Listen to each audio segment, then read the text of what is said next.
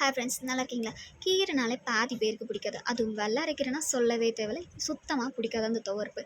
அந்த வல்லாரைக்கீரை வச்சு இப்போ சூப்பரான டிஷ் பார்க்கலாமா? அதுக்கு வல்லாரைக்கீரை கிடைச்சா வாங்கிக்கோங்க, இல்லைனா பறித்து எடுத்துக்கோங்க.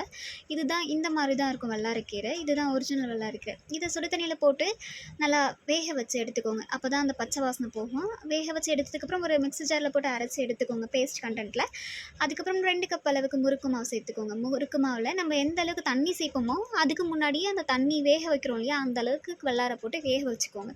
அது கூடவே வெள்ளை எள்ளு கிடைச்சா வெள்ளை எள்ளு போட்டுக்கோங்க. எந்த எள்ளு கிடைக்குதோ அந்த மாதிரி போட்டுக்கோங்க. அது கூடவே சோம்பு 1 ஸ்பூன் அளவுக்கு, எள்ளு 2 ஸ்பூனுக்கு, அதுக்கப்புறம் 2 ஸ்பூன் அளவுக்கு நெய் சேர்த்துக்கோங்க. நம்ம குழந்தைங்களுக்கு கொடுக்க போகிறோம் இல்லையா, நெய் சேர்த்துக்கோங்க, டால்டா சேர்த்துக்காதீங்க. சேர்த்துட்டு முறுக்கு மாவு பதத்துக்கு பிசைஞ்சு எடுத்துட்டு இந்த மாதிரி எண்ணெயை கொதிக்க வச்சு முறுக்கு போடுற மாதிரி எடுத்தோம்னா வல்லாரை முறுக்கு ரெடி.